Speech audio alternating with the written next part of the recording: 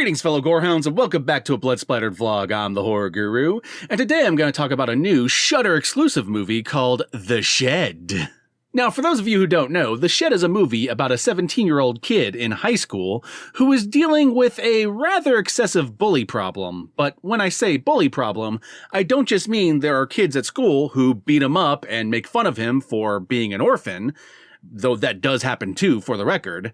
I mean, he also has to deal with the rather big bully at home, his grandfather, who he's living with because his parents are dead, unfortunately. Yeah, needless to say, this movie gets pretty damn dark. And as if dealing with the bullies and the abusive grandfather wasn't enough, this kid also has to deal with the fact that the shed by his house, the tool shed, has recently been occupied by an entity which may or may not crave the taste of blood, you know, in a, shall we say, vampiric sense? All I'm saying is it kinda has a thing for biting people's necks. So yeah, this movie's about the most unlucky kid in the whole wide world, except instead of becoming a wizard like Harry Potter, he, has an interview with a vampire. Except sans the interview, and with a whole lot more people eating. But enough about what this movie's about. The real question is, what did I think of it? And I gotta say, I enjoyed this movie a lot, and partially because it's a really good movie, just overall, and partially because I related to this movie a shit ton. Not that I'm an orphan or anything, but the whole white trash experience this movie showcases, the one that this kid lives in and is kind of suffering as a result of, because part of the reason he gets bullied at school is because he's really poor. That whole experience, yeah, that was hitting pretty close to home. And I know for me personally, it wasn't just hitting close to home because they were depicting it really well, though they were, for the record, but also because this movie has a very subtle period setting that's easy to miss if you're not paying attention. There's a lot of small things like the TV sets everyone's watching, the cars everyone's driving, and even the headphones that the kid is wearing when he's biking to school. All those things evoke a setting that's kind of like the late 80s, early to mid 90s.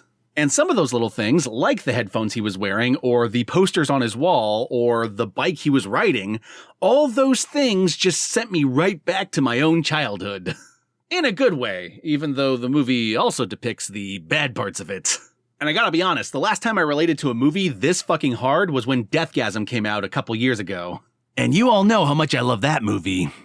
So naturally, as a result of that, I felt a kinship to the main character, but I recognize that not everyone is going to feel that same kinship, and as a result of that, are probably not going to love the movie as much as I do.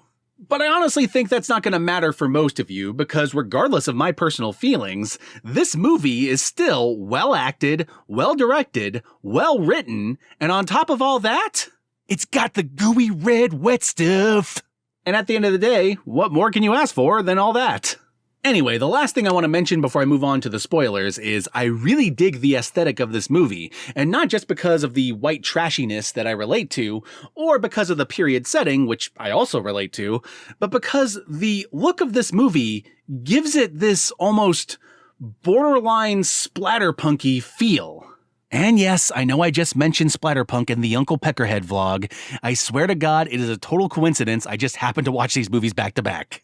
But I only say borderline splatterpunky because at the end of the day, it doesn't go quite as far as Uncle Peckerhead did, or even as far as Deathgasm did, or even as far as Bliss did. Even though this movie evokes some similar vibes to those three films. As well as the rest of the splatterpunk genre, naturally. Anyway, my fellow gorehounds, I give this movie 2 massive devil horns in the sky. I fucking loved it. I personally related to it. And I think you'll enjoy it too. Especially if you like any of the movies I've mentioned so far. Or if you like movies like The Summer of '84 or even Dead Girl. This movie has a lot of things in common with those films. So if you enjoyed them, you might enjoy The Shed.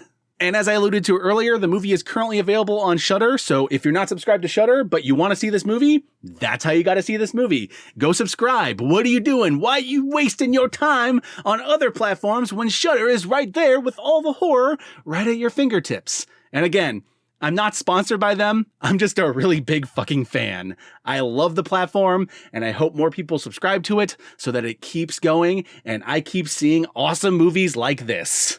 Oh yeah, and one more thing before we move on to the spoilers. If you cannot handle animal death, there is a dog in this movie. He does die in a rather brutal way, and I thought the effects were pretty fucking awesome, I'm not gonna lie.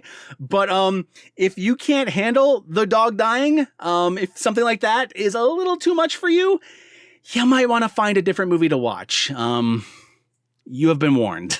And with that all said, let us finally move on to the spoilers. And to make things crystal clear, we are currently in the spoiler section. If you do not want the movie spoiled for you, you should stop it right here, press pause, go to Shudder, watch the movie, enjoy the movie, or not, your choice, and then come back here and finish the vlog from this point. Because, I'm gonna talk about some shit that happened in the movie, and if you don't want to know that, from this point on, that's on you. I take no blame. Okay? Alright. So as I mentioned earlier in this vlog, this movie is about bullies, both domestic bullies, like the kid's grandfather, as well as school bullies, like the bullies at school in the movie. But one thing I really like about this movie is that it actually presents two other factions of bullies beyond those more traditional ones. If you can call the grandfather traditional, but then again, he's kind of a stand-in for any abusive parent, so I suppose traditional actually works in this case. In a really fucked up way, Judas Priest Guru, what the fuck is wrong with you? Basically, we find out really early on in the movie that the kid at some point before the movie ran afoul of the law, and as a result of that, the sheriff has a tendency to hound him. Now granted, it's pretty obvious she does it out of love and thinks the kid actually does need a break, but I don't think she does a really good job of giving him that break, at least not often enough. And on top of that, the deputies that work for the sheriff, they just treat him like pure dog shit. They just treat him like he is going to cause trouble, it's inevitable, and when he turns 18, they can't wait to lock him up. Which, believe you me, is obviously the environment that leads to well-adjusted individuals. So yeah, on top of dealing with the school bullies and his grandfather, this kid also has to deal with the bully that is law enforcement. Which just makes this movie even more relatable in 2020, not gonna lie.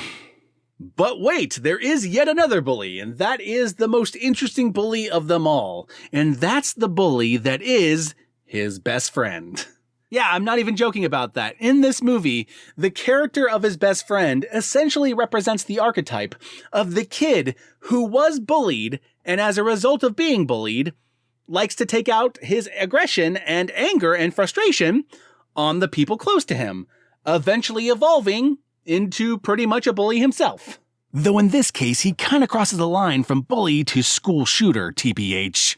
And what I really like about this character is that his evolution from not bully, best friend, to bully is really subtle, and I really like the way it's done. At first, it kind of manifests in the kind of like ragging that boys do to each other. So at first, it's kind of endearing. Like, you kind of like him, you kind of like his friend, you want them to, get back at the bullies that bullied both of them. Like, you're like, hey, yeah, this is great.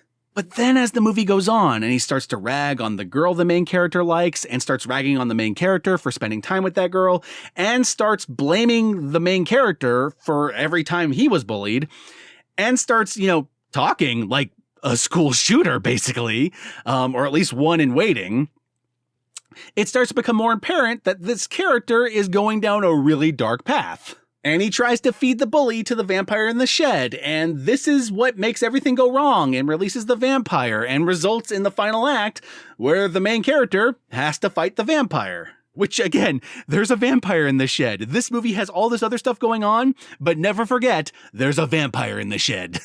And in the process, learn to stand up to all the bullies in his life and to get the fuck out of this town, which is just a toxic cesspool that is just further pulling him down the longer he's in it.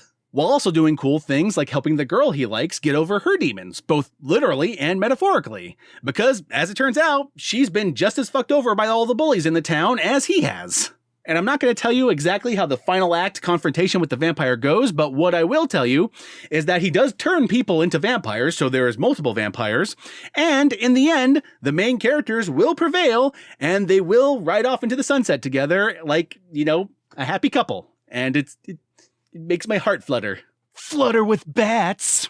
So yeah, The Shed, a really dark but fun movie about a kid that confronts all the bullies in his life and slays a vampire and then gets the girl.